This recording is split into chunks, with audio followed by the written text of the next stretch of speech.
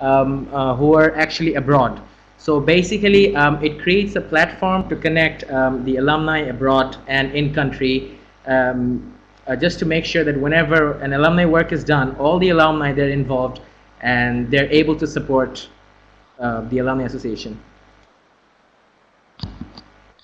All right, I think that's a pretty good start. And as you guys said, we definitely would like to connect to all of our alumni members, both in country and outside, and actually gather all those support to do something better.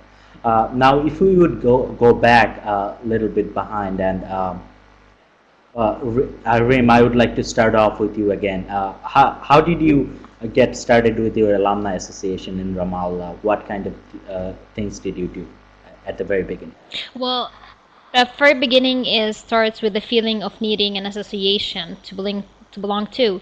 So, as YES alumni from West Bank, Palestine, we decided that we should have a set of body that we can start to have activities and meet together. So it started having we don't have really a really well structured, but we decided to have a coordinator, and this coordinator plans with other alumni, and we sit together and meet and have the activities. So all started with the feeling of the need for such a thing. Uh, that's wonderful. And Musashin, how's your experience been like? How did you see the alumni association grow in Bangladesh? The Alumni Association in Bangladesh actually started out with 9 members, and slowly throughout the years it started growing. And at this very day, there are 207 members of the association. So at one point there was a dire need, let's just say, to create an association just to bring everything in order. And so that's how we started. We actually selected, let's just say, all of us, we selected an executive board where we nominated the people, and we divided the responsibilities within them. Let's just say someone in charge of communication, someone in charge of project management, and that's how it started. And then right after that, we actually started an election, and this was the first time YES Alumni Bangladesh had an election where all the alumni they participated and then they voted. The alumni actually also participated as candidates for the election. Yeah. So we are actually hearing two different view on the how alumni association got started. You know, we definitely have different experiences in all the different country, and it's wonderful that we have that diversity. And it also shows the need, the different kind of need different alumni association have in Bangladesh, in all over the world. Uh, I'd just like to add to your wonderful comments that the association, it could be a very lengthy process at the beginning and may seem tedious, but you know, if we plan fun event that actually allows the member to come and connect and bond, that actually creates a better opportunity. Um, Now, if we look into the organizational structure that you have, what kind of organizational structures or leadership opportunities do you guys have? I would start off with Mustashin. So, what kind of leadership options do you have in Bangladesh, and how they carry out their work? YES Alumni Bangladesh consists of 9 members, a 9-member board, the executive board. So the 9 members, they're actually elected by all the general members and all the alumni members, and these members they serve a 2-year period. They serve a 2-year period, throughout which they have to fulfill their commitments, and the work distribution is evenly done within these 9 members. And within these 9 members, they vote and come to a consensus about, let's just say, that who to represent the alumni association as president. But in the Bangladeshi Alumni Association, we do not have the post of a president, but that of a general secretary. And there are also alumni of the board member who are responsible for other several parts of running the organization. How about you, Reem? How it is done in Ramallah? Well, our organization, our association is more flatter. All the decisions that comes, we don't really have a advisory board. We have the coordinator that meets with the alumni, and the reason for that is the number of the YES alumni from the West Bank are less than the students or the alumni in Bangladesh or other countries. So we meet together. We sit. We don't have everyone join the decision. Everyone participate together in deciding. We decide on a topic that we want to work on together. And but the coordinator, who's me right now currently, we serve for 2 years in a row, and then another coordinator apply for the position and they get selected too. But the coordinator, what we do is we communicate with the students. We let them know what's going. We let them know what we're planning to do, and we ask them what they want. So as I said, it's more flatter. It's more everyone together. Yes, I actually, I really like this dynamics, like where we are talking about Bangladeshi YES alumni, which is a significant number of alumni members. There we have currently 205 alumni members, which is probably, not so big compared to other country, but compared to some countries, it's a quite a big number. So that will actually have to take into account when we try to think about our alumni association, and we how do we do that? Is it more direct democracy, or we are going to be represented by someone? So if I use those political terms, but as we go on with building our organization, it might be beneficial to get started with some sort of governing rule and or laws that all alumni will abide by, and it might be a very helpful idea for larger organization. I would like to briefly explain the experience that we had with Bangladeshi YES alumni, uh, because we have this such an energetic alumni body, and everyone wants to do great things. Sometimes it became difficult for us to coordinate all those activities with everyone, and making sure everyone's voice is being heard equally. So we got started with the constitution and a set of bylaws. So the constitution itself uh, contains the fundamental principles of the organization, explains the vision, the things that the alumni association would like to do in the future, and at the same time, it also provides the structure. So the structure that Mustashin was talking about, the board members and having the general secretary and how the meetings are going to be run. And at the same time, we have another set of rules, which are the bylaws, which basically deals with how the meetings are going to be run, how the projects are going to be implemented. So that's a kind of a two-pronged approach where we have the constitution evolve and the set of bylaws below to govern each other. Now, talking about the larger visions and goals, I would like to get started with you, Reem. If you, what are the some goals, visions, and what is the vision of your organization and some goals that you have for your alumni association?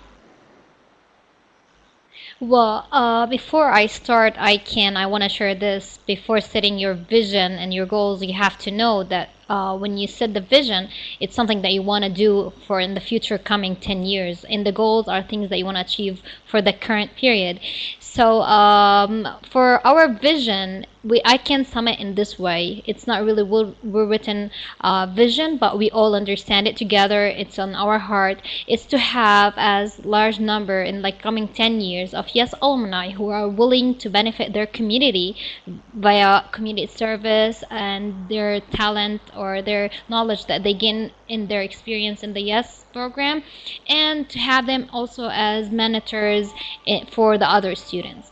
And for our goals is also to increase the awareness for of different topics in the community, and share our experience about the United States back here in our community in Palestine, Ramallah, and different cities. And I can just share this with the audience that when you set a goal, you have to make sure that it's smart, which states for specific, measurable, achievable, realistic, and time bound.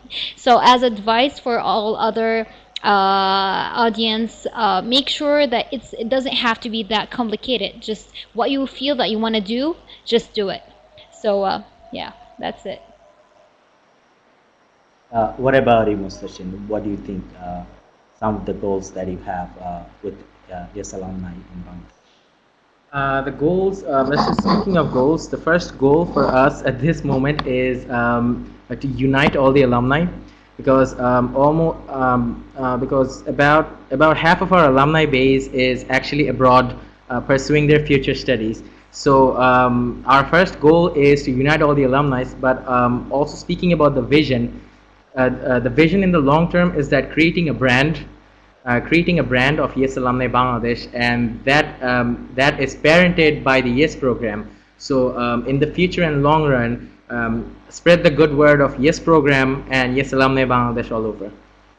Yes, I would also like to mention to all of our participants, if you guys would like to take a look at the organizational constitution and the bylaws of the Alumni Bangladesh or any other documents, there are several documents on the file section on the left hand side on your screen, so you can download it and actually look into it. Maybe that will be helpful. Now, uh, going back to planning events and actually executing them to engage your alumni in your community, we often see that emailing people actually does not reach them right away. It's easier to maybe probably just update a Facebook status or send a tweet. To spread the information. So what are the ways do you guys engage your alumni member to take part in those activities? I would like the audience member to mention what kind of networking methods they utilize. But I would like to hear from you, Rim, specifically. What are the things you guys utilize to inform your members and to connect them in the projects? Well, as you first said, the more official and well written statement that we send them an email to all the alumni. But as you said, sometimes some of them don't reach it. So we call, and we call each one on their phone, and we use the Facebook. We have page for Yes Alumni West Bank on Facebook.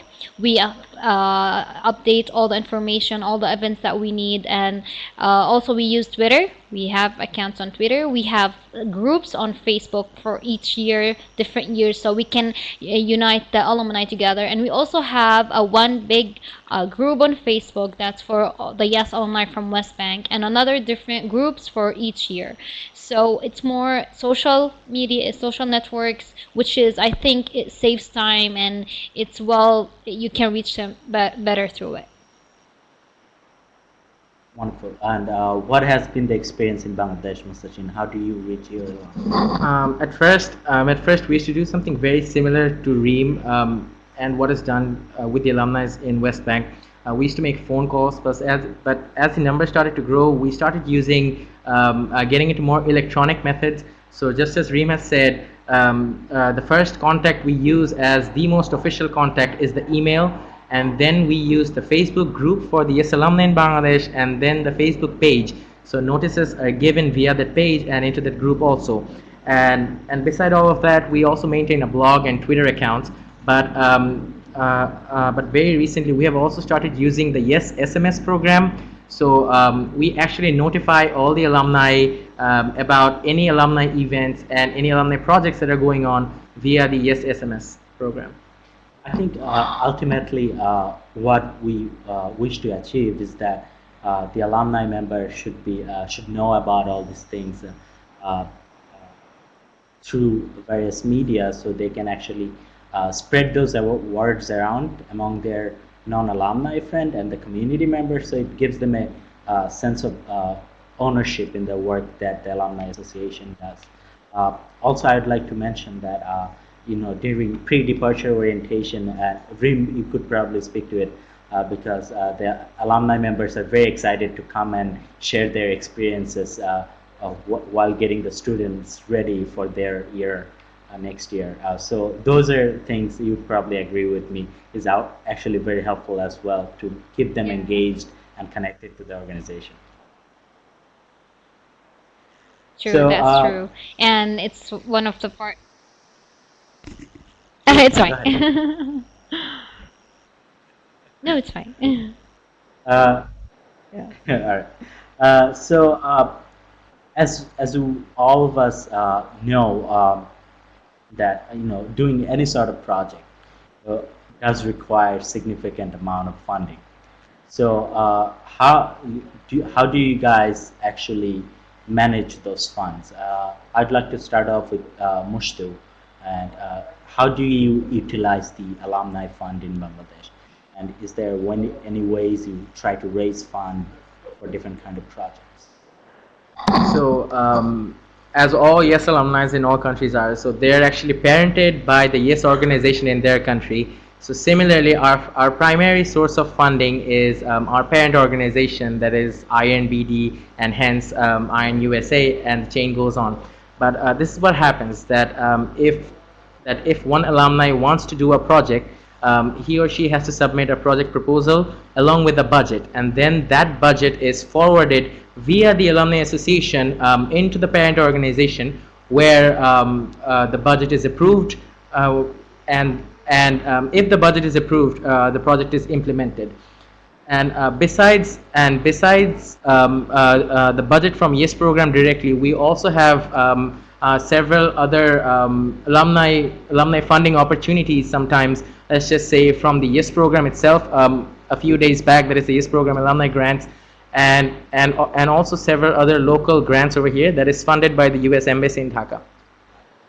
How about you, Rim? How are the YES alumni funds are managed in Ramallah to do your? Yeah, differently that we don't have Iron directly. Our office is we go directly to Ahmed East, and through Ahmed East we apply for a mini grant. It's a form that has all the information. It also includes the budget within it, and the title of the activity, the purpose out of it, number of alumni that will be involved in it, and all the costs and expenses that it will have in the budget included. And after we submit this mini grant, we submit it through the coordinator. So if an alumni thinks about an activity, they come to us and they discuss it. We think if it's good and it's going to work out, we apply for a mini grant, and once the mini grant is approved, we start working on the activity. So we use mini grant forms to get the money and the fund. Okay, yeah. I think that's a very direct, hands-on approach, and that really shows into the really close-knit organization that you have in West Bank, uh, which is very admirable. But uh, I would like to speak to all of our participants and would like to ask them that did you know that every country office, CS program country office, has money allocated for alumni activities, and do you know how to actually apply uh, for those money to do your own projects? Uh, if you didn't, you really need to go back and actually talk to your YES country office and figure out what are the funding opportunities so you can actually take on those projects with your YES alumni. Now, for the I know some of you actually talked about in the chat that your organization is very small or you don't know where to start. So I would like to actually acknowledge that it's a very overwhelming process in the beginning. Uh, so ha- planning event and planning activities could help you to get started. So how do we actually plan those activities? If we look into actually, okay, so I'd like to actually hand it over to you guys. How do you actually did those very first events, just going back to the questions from our audience, like what were the challenges in the very first event? So I'd start off with you, Rim. Like, what kind of challenges did you guys face? Well, the main challenge is to get all the alumni, because this, other than the YES program and the YES scholar, they have different lives. They have work, they have school, they have university. Having the alumni together and commit for an activity is one of the challenges that we face. They get excited, they want to do a lot of things, they want to benefit the country, but when it comes to implement the activity or to get things done, sometimes we face that challenge of having the alumni all together at what time. And another thing is, sometimes there's a problem of accepting the program itself when it's in a country, telling other citizens about the YES program, studying in abroad in a different country. It's sometimes not easy for them to accept the idea of our program, but thank God, we haven't faced that problem really. But as I said, and what is more difficult is to really find an activity that will continue to work. Sometimes it's different to have a long-term activity that needs different weeks or months to be done. And sometimes the other challenge is that some alumni come to us with really, really big ideas that they think that we should work on, but we can't do it sometimes due to funding or sometimes because the idea is too big for us. So these are the challenges that can come up to my mind right now. What about you, Mustashin? What kind of challenges did you guys face? The first challenge I would say that was communication, basically, because at one point we really had a difficult time communicating with all the alumni.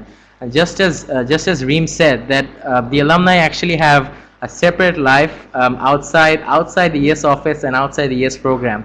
It just might be that me personally, like I'm very much involved in YES program, but the other alumni, they might have studies and education work, all that. So basically, the first thing is that to create alumni incentives, and that is.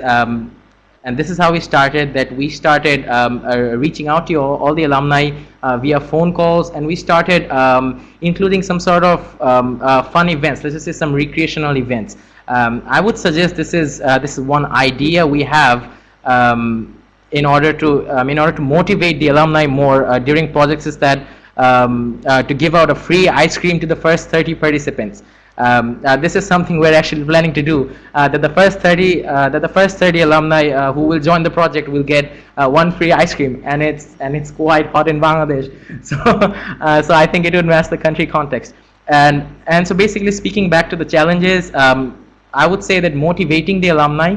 I mean, a lot of alumni have actually very good ideas and visions and goals about projects, but they really do not know where to start. So this is what we do, is that we organize development workshops for the alumni, that we actually invite the alumni to join the workshop. We recently had a development workshop yesterday, the day before yesterday. So in those workshops, we actually train the alumni on how to write their project proposal, and just how to bring an idea into life, and all the steps. And I think overall, that throughout the world, all the alumni should be constantly motivated, especially the younger ones, in order to submit projects, even if they get or do not get accepted or passed. But the practice should be maintained. Okay. Once you actually get past those barriers and those obstacles to engage your alumni, I'd actually very much want to hear from you guys. What are the usual activities that you guys do? Is there some reoccurring event that you guys do each year? And I would also like to hear from all of our participants to give some example of the events that you guys been doing in the past year or so. So if you guys would like to write about it, that would be great. But Reem, if you could briefly talk about a couple of activities that you guys usually hold with the alumni members. Yeah. Well, as I said, when we have an idea, we apply for a mini grant for it, and for each month we decide to have like a certain theme for that month, so we can plan activities according to that month. Like for instance, for like Women's Day, through that whole month, we work on activities that are focusing on women and development and trainings and all of that. And other that, we have activities that we do every year. For instance, we have this holy month, Ramadan. And in Ramadan, we always have these grants that we work on doing iftars for underprivileged families, for kids that lives in refugees and all of this. We do these activities every year, and having consistency is really good in having activities. And an activity can be really simple. One of the activities that we have is we actually collected toys, used toys, and we repaired them, dry cleaned them, and just sent them to orphanage. And the kids really loved that. So for the audience, the events and the activities that you're planning to, they don't have to be that major and that big, and it could be simple, but the impact of it can be really, really greater than what you feel. And as I said, it's more important also to, when you plan an activity, to set a time for the alumni also to have fun. So you can make sure that every time they can come back and be with you and enjoy it. And when we plan the activity, we get the alumni involved so they can feel they are part of this activity. So they feel that it's their activity. That's why it's not like I plan for it and then just come. No, they feel that it's them who are doing the good work. So yeah, that's it. That's really wonderful, actually, Rim. How about you, Mustashin? What are the some projects that you guys do in Bangladesh? In Bangladesh, we actually have two different categories for project. One is a reoccurring project that occurs every year. So two examples can be a winter cloth distribution and a blood donation program every year.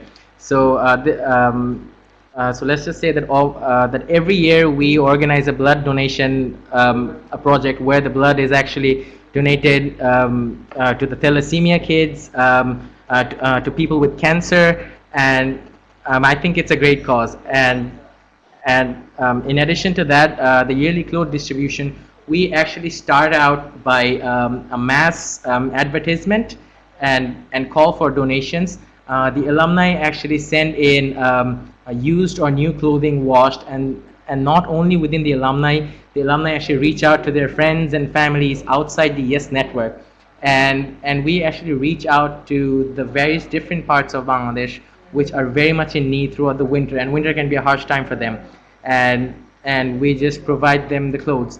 And those are some of the examples of the long-term projects. But but recently we also had several projects commemorating the 10 years of YES, and let's just say to reach out several sectors of the country, several groups of people in the country. We recently had a project where we had invited youth leaders from different organizations in the country, other than YES, outside YES, and they all came into one roof, and we started the project, and we actually gave them a platform to share their experience, and what is it like to do community service on a point, let's just say, speaking from a point of a non-alumni point. And then we also have another project. It's called Smallfoot.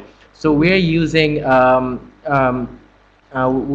actually using the idea of a mass funding, community funding, a crowdfunding actually, where about 500 people are contributing a small amount every month, but it's happening regularly, and we are providing education to 12 very underprivileged children. The goal actually was to provide these children a very high class education, the one that we received. We also had a women empowerment project, a women confidence and self-defense building project. So yes, some of the projects like that. That's actually, I'd just like to add to this wonderful two example from you guys, that we also should keep in mind that a lot of our alumni members who are joining in this project are probably just coming back, and they might be very young. So it's a very good idea, as Rim, you mentioned, to always have a fun part built into it. So they actually uh, own their work while actually having fun and actually do those great things. Now, as we move on to this alumni association and we start doing projects and we actually start to get a name for our work, at that point, it might be a very good idea to create a brand, if you may, like for your organization. So, how do you build that reputation for your YES alumni, and uh, what? How do you actually brand your alumni association? What are the things you guys do? So, Mustashin, I would start off with you, and then I'll move on to him. Creating a brand, I would say that I think it can vary from alumni to alumni in different countries, but this is how we started. We actually derived a logo inspired from the Yes program logo. It's right there, and it's right on the screen. And then I would repeat it again that branding actually helps give the alumni a feel of belonging that I belong to Yes Alumni Bangladesh, and it is exclusive.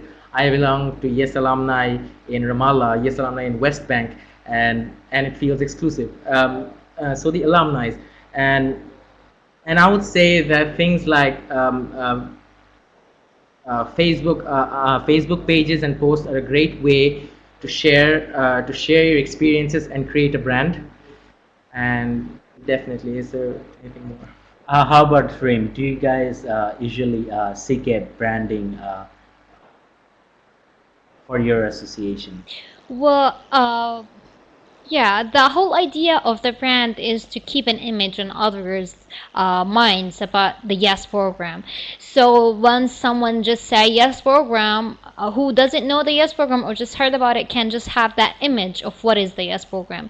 So for us, the brand is to share our values with others in the community, and we haven't really designed our own brand. We use the Yes brand, the logo that's behind me, and I think you can gain the brand by your hard work and showing others how you do for the community, and tell them do like sessions talking, go to school, tell them about the Yes program. Other than the activities that you do, spread the Yes, let everyone know what is the Yes stands for, youth exchange and study. So I think that we gain our brand through our hard work and our like sharing the values that we believe in as Yes alumni. And I think I think the Yes, it's our the values that we share, it's the same in every country. We belong to this Yes program. So that's it. That's actually very good, actually. And just going back to the answer from you guys' previous question, when alumni all over the world are doing the similar kind of project each year and actually really trying to make an impact on a particular sector, actually, that also creates your image and actually it gives you a distinct brand. And those other things such as creating logos and publications and doing those publication drives, those are also important, but it should not keep you from creating that personal relationship to people, so people know who are Yes Alumni Malaysia or Yes Alumni Pakistan when they just hear about it. So as we move on to tracking and reporting, as your organization achieves great things and your alumni association, uh, how do you actually report and track those achievements, and how do you share them with everyone? And what is the importance actually of letting people know which kind of work you're doing? So Reem, I'd start with you. Yeah. Well, keeping on track with alumni, the best thing to do is having using the social.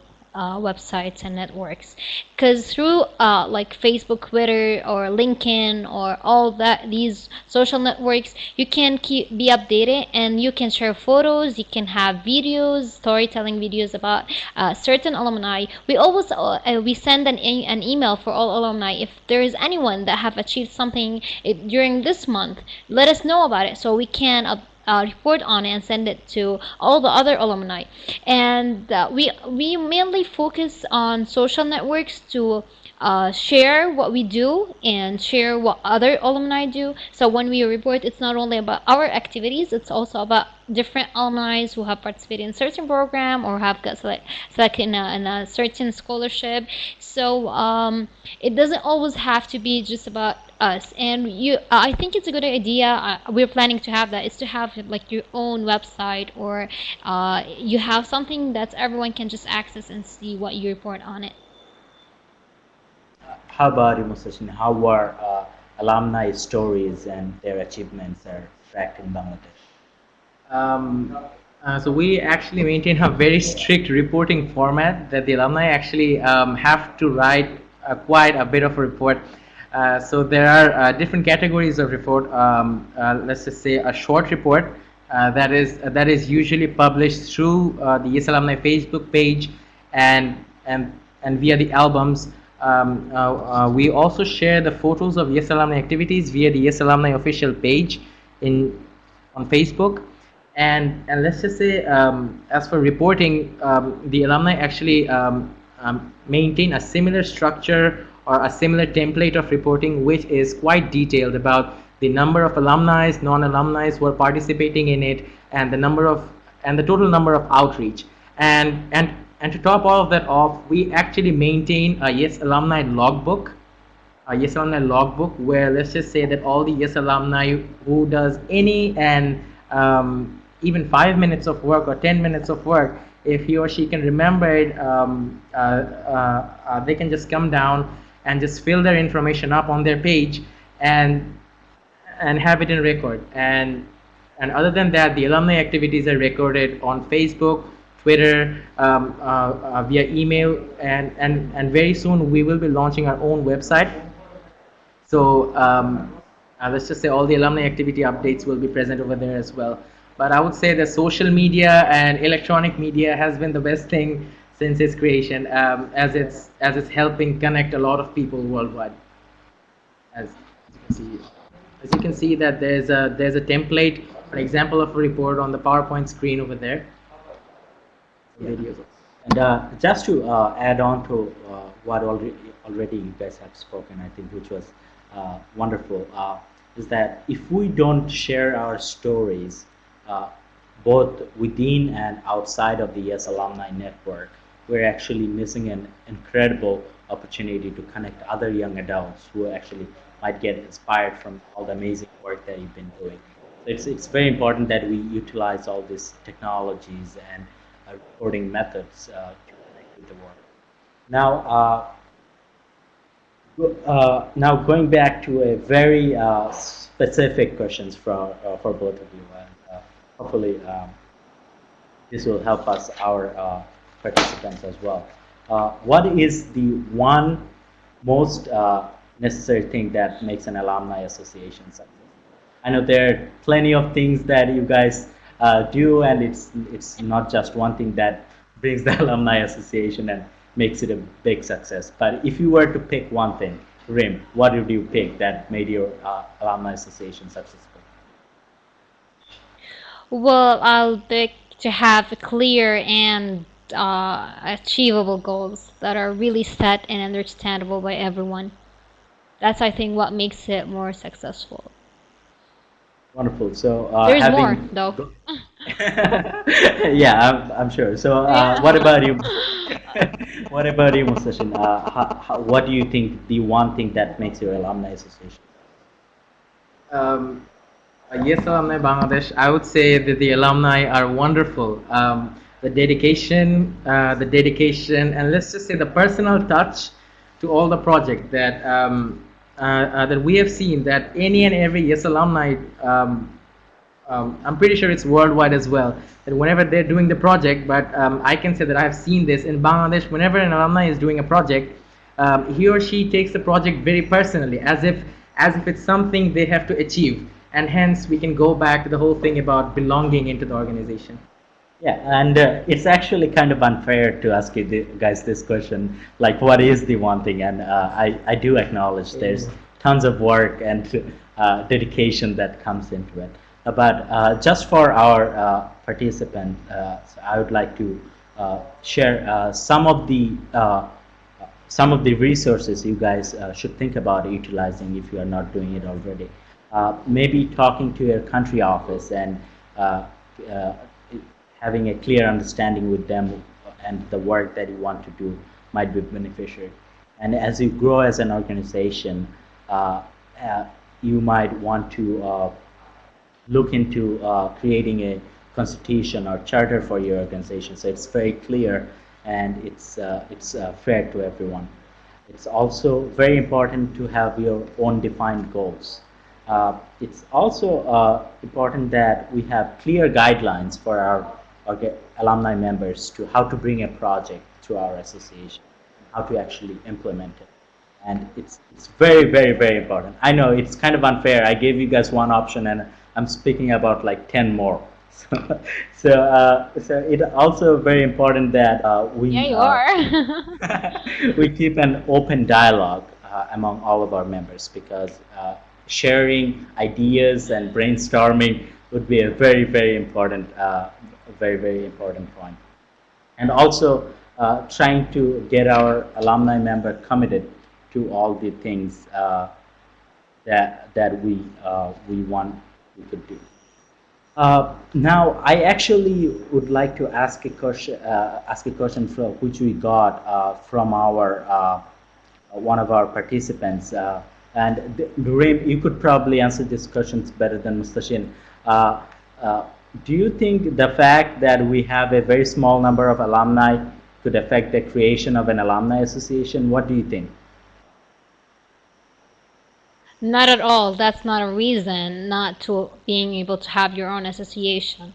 All what you need is a number of alumni. You can plan an activity with 5 alumni. You can plan an activity with 2 alumni. You don't really need hundreds of alumni to start an association. And nothing really starts directly to be really big and well structured. Everything starts in a slow range. So I think other countries who feel that their YES alumni are like the number of the YES alumni is really quite small, it's not a reason not to have an association, because the impact of one person is going to be better if you gather 5, or and each year there is new students and new alumni. In 10 years, if you start now having an association with a small number, by 10 years from now, having a larger number will be easier because you already have started the first steps, which is going to be simpler and easier for you later on. So I really encourage all other countries to start it, even if they feel it's a small number. No, it's worth it. Having all these online, even if it's 10, when they see each other, the connection they feel, that spirit, it's in us, the yes. So Oh, I think that's no, well, it's not a reason not to start one. Yeah. That's very inspiring, and thank you for that, Rim. And we have another question from our audience, and actually, it's actually to both of you. Uh, do you think sometimes it's difficult to introduce change to your community, even though if it's going to be beneficiary to the members, that the work that you're trying to do, but it's hard to explain it to them. It's actually why it's going to be a good project for them. So I'd start off with Mustashin. Do you have an example that you faced difficulties when you tried to initiate a change, and how did you actually make them understand that it was going to be a good thing for them? We can speak about a very recent experience from the Women Empowerment Project. So Bangladesh Alumni recently actually did 2 women empowerment projects. So one was on safety and confidence building, and one was on creating leaders out of women. So we actually had a lot of questions that, especially concerns from the parents, that where will our daughters be going for the 3 days for this training, and yeah, and after the and let's just say that after the training, the young participants were actually given the task to implement some sort of community service and development project within their communities and applying the techniques that they have learned. So we also have faced several questions or complaints, I would say, that that our kids are not studying, or why do they need to do this? They're so young, they're girls, they don't need to do this, and the parents were concerned about the safety. So this is one thing we kept on saying, that if not now, then when? And also said that if not now, then never. And we kept on saying that the female YES alumni from Bangladesh were actually a very great source of inspiration. So we actually use them as role models. Be like, do you see this girl? She's a leader. or do you see this boy? He's a leader. He's only 17, 18 years old. And look at him. This is why he has gone to America and came back to implement the change within the country and to change the mindset. And No. How about you, Rim? I'm pretty sure you have some stories to share with us. Yeah, definitely. Well, our first can start is change doesn't just happen by itself. Someone should work for it. Someone should give the effort so we can get to the change. And I think having the Yes Association also helped doing the change by having this number of alumni humans who have same ideas, that they understand each other, and when they work together on this, it's having this number that can prove to others that change can be done. As Mosta said, sometimes we have this problem of not accepting, not understanding, and you have to take the risk. You have to take the effort. Sometimes they will challenge you and tell you you're not gonna success on this, you're gonna fail. But no, what we do, that we believe in ourselves, we do the activity, and after they see the outcomes, next time they ask us for it. And I don't really have that exact example in my head for a challenge that we faced for now, but as Master said, we do mentors, we bring successful stories, we share them in schools, we go to kids, we talk to them. Like for instance, we have this kind of problem of labor force, and we sometimes talk to the kids in streets. We tell them you can do something better, you can do this challenge of the acceptance. I think all the alumni should believe that they can do the change, because learning from a 1 year experience in states and being there on your own, that means that you can do something afterward after coming back in here. And yes, sometimes someone should do something to do the change, and we can do it. I think both of your answers really speak to the inspiration and the amount of dedication the ES alumni member all over the world have to make an impactful change in our community. So I would like to answer another question from our Cameroonian ES alumni friends. They said it's very difficult to have all of the alumni member in Cameroon to get together at the same time and collaborate on projects. So what are the some tips you guys might want to share with them? Did you guys face similar problems, and how you actually, even if they're not at the same place in the same time, what are the resources that you guys could use to bring them together? I would start off with you, Mustashin. It is true that it is not always possible to have all the alumni or maximum alumni attend every single event.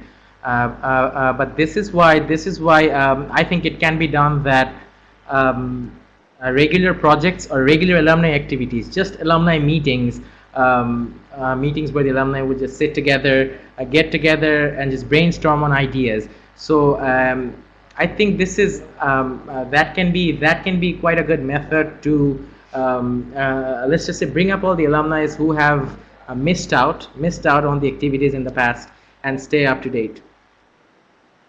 Rim, what would some of the suggestion you would share with our Yeah. alumni friends? Well, I think Yeah, I think if you have difficulty of having them all on one site, then you can go to different sites. Instead of having one activity in one single site, you can have one activity in different cities. Like for instance, here in Ramallah, in West Bank, we have like sometimes we have an activity in Hebron, which is a different city than Ramallah, or sometimes in Bethlehem or in Naples. So I think planning activities in different sites where alumni from that city are more have the priority to be in the activity is a good idea. So you can have all of them involved. Don't center the activities in one center. No, or have it in different places. And another thing is sometimes you really have to plan an activity for a certain year of the YES program, especially the newcomers, the new alumni who just have came back from the student from the United States. Keep them motivated and keep them updated. You don't need all the 150 alumni that you have to be there. Sometimes you have to have a special activity with them so they can come and join you. That could be good, having different sites for different activities and having special activities for special years. And I hope it will help. It worked out with us.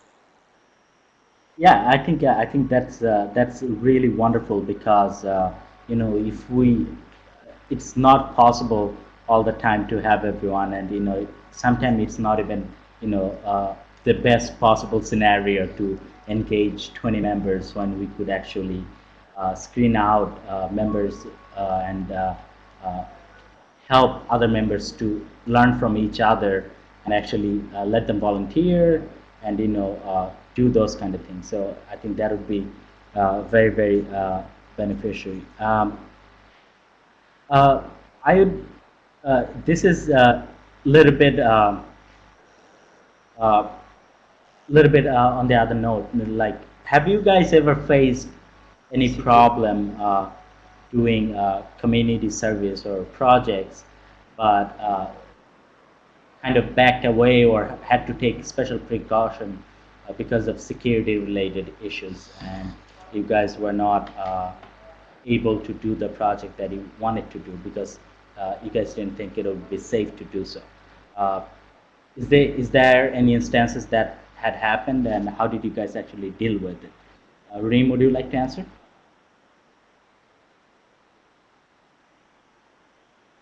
Well, we haven't faced one like this, thank God we didn't. But basically, when we plan for an activity, we really check the place and we go and visit it. And we make sure that everything is safe and we make sure that everything is going to be good for the kids who are going to be in the activities or the alumni. So I think it's more important is to check if it's going to be good or not. But thank God we haven't have gone through this and um,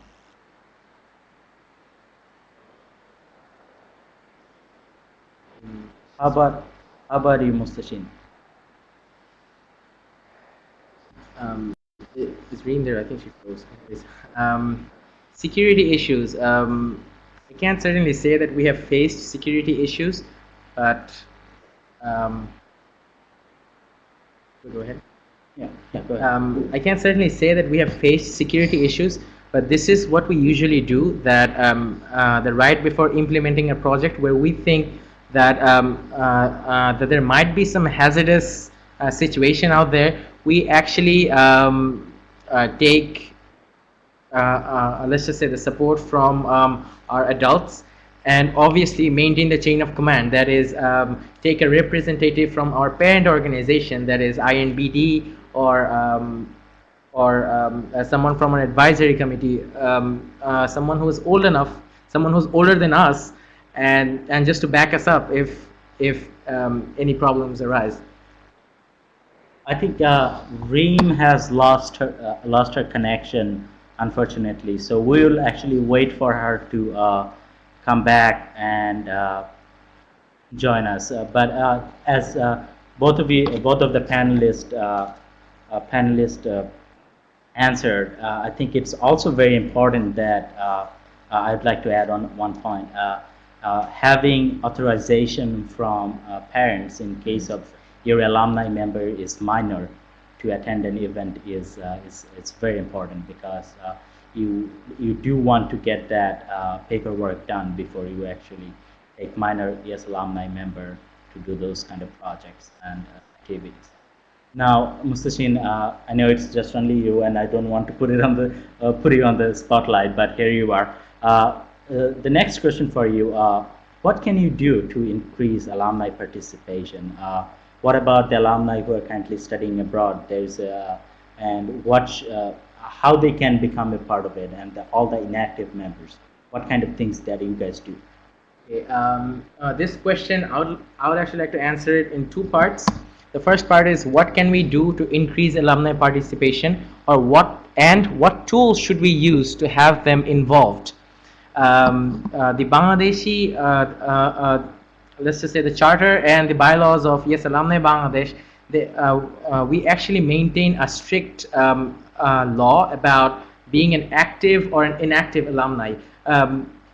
And so this can work as an incentive. Let me please explain this. Being let's just say someone who can be classified as an active or an inactive alumni member.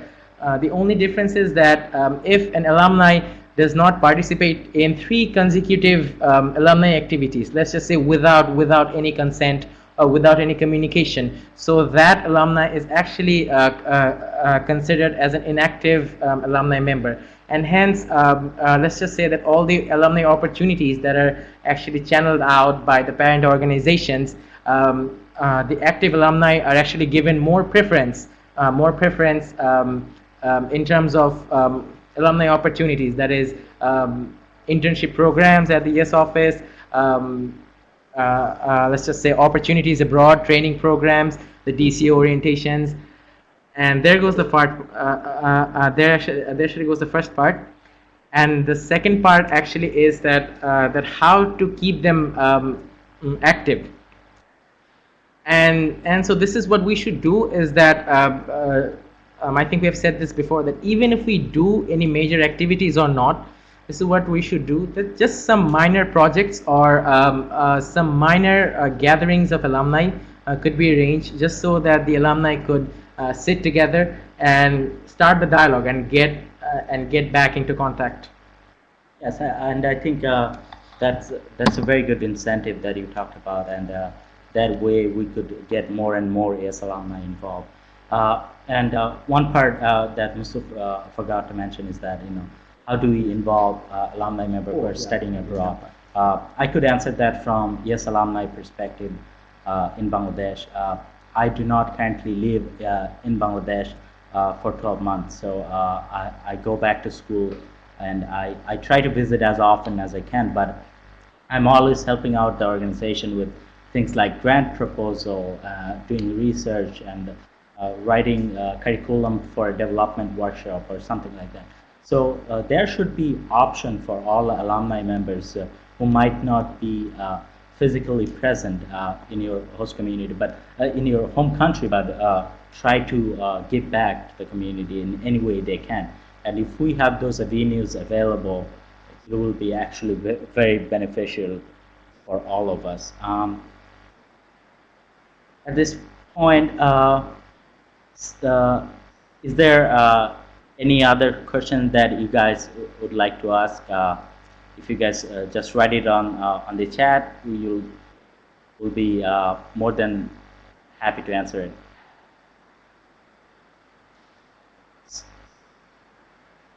And I should definitely say it has been a very engaged webinar, and I actually really like the enthusiasm that we had from our participants, and it's just wonderful.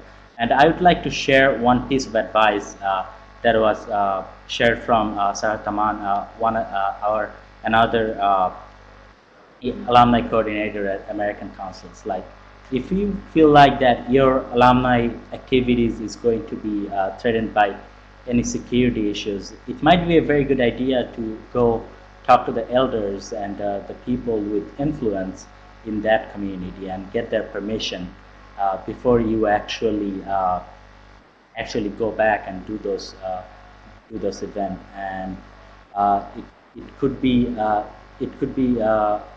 very helpful because in case any problem arises, it could be easily mitigated.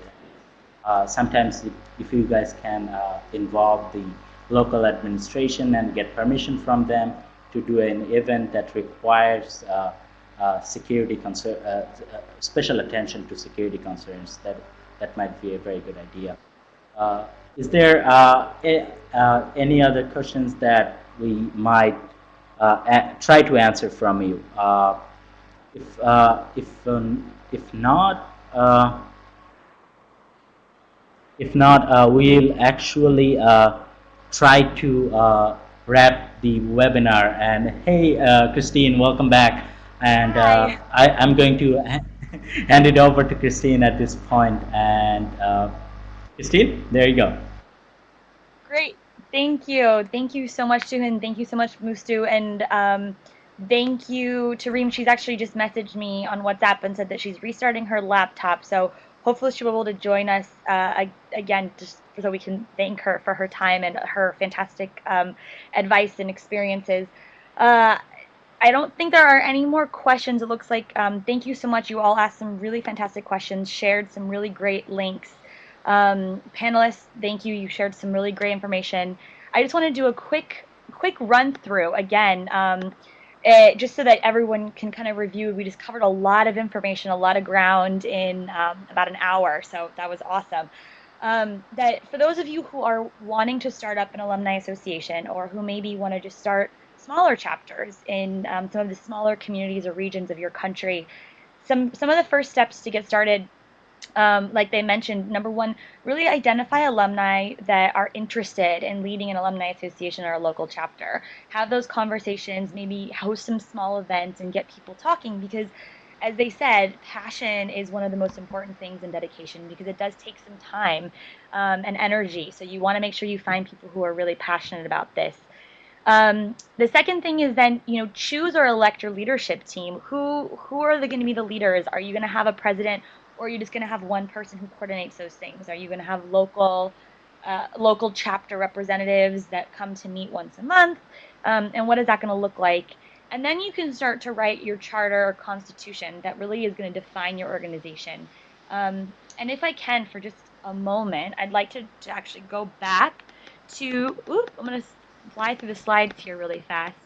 And look at this here. It's a little small to read, but you can actually download this PowerPoint, and you can also download this worksheet in the file section here on the left, on the bottom of the screen. And in here is some space for you to really come up with your official name, help you talk about what your statement of purpose or your vision is. What are some of the roles and responsibilities going to be in your alumni association? What is that structure going to look like?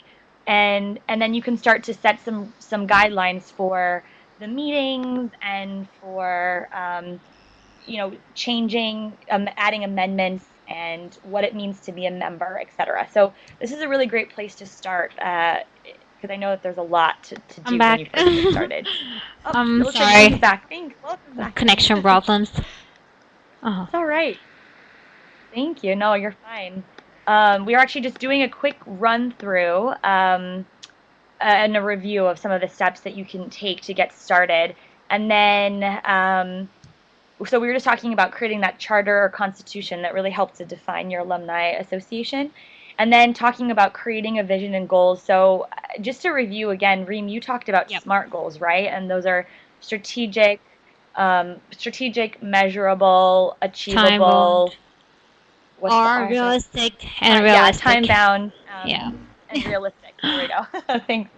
And so that means that you really want to make sure you're thinking about very specific goals. So setting something very specific, like we want to have 100 alumni participate in 5 activities within 5 months or something. So you want it to be specific so you can really measure whether you've achieved that goal or not. And then when you look at worksheets like this one here, that you can also download, it helps you write the goals and then think about some of the action items. What are some of the steps that you can take then to help you reach that goal? So the first thing, it can be something very simple, like creating project planning guide for your alumni, so that when they're planning a project, for example, here for Global Youth Service Day, they know what to do, and it's really easy for them to plan that. So these are just some small steps that you can take to reach your goals. So these are just some things to think about when you're getting started, and it makes it a little bit more manageable. And then again, start planning your events and have fun and just kind of watch your network grow, building those relationships. So I know it can be overwhelming, but if you just start small, little by little, it'll really start to grow. Is there any other last advice that either the panelists want to share or any of our participants in the audience? We have a pretty large group with us. Anything else you want to add in there of great things that have been good practices? I guess we're waiting for each other to start. Yeah. Yeah, Well, go I ahead. think the Anything else? most and really important thing is that they should believe that their association is gonna work out and they're gonna be successful. They don't shouldn't underestimate their effort or what they can do, because as I said, the idea could be really small and the activity could be really like a really mini time activity, but just do it and start. I really encourage everyone to start their own association. And that's really good with the yes that no matter what country you are in, we all can have that same spirit and that same feeling, and we can all benefit from the same things. That you and I hope that we have through this webinar, and thank you, Christine, for this, that we have helped you and we encouraged you to start something on your own. Awesome. Great. So it looks like we don't have any other questions or comments, so I just want to say thank you again. Mustu, Tuhin, Reem, I really thank you so much for sharing your time with us and your stories and your experience. We appreciate you being here. And And thank for you all of the everyone for audience being members, here. again, thank you so much for being here. Yes. Yeah, go ahead. And so it looks like we have one more. Okay, well, just so you all know, we can have more questions. You can contact me or any of the other alumni coordinators on different Facebook groups. You can also send me an email. I'll include it here at the bottom. And if you have friends that weren't able to join us live today, the recorded version of this webinar will be available to download from yesprograms.org under the alumni page, as well as all of the other materials that are here available for download. So you could share these with some of your other fellow alumni and some of the other alumni and other alumni who are interested in starting up. So please share with us, and hopefully we'll hear from you soon. Thanks again. We'll see you all. Bye bye. Bye-bye. Thank you.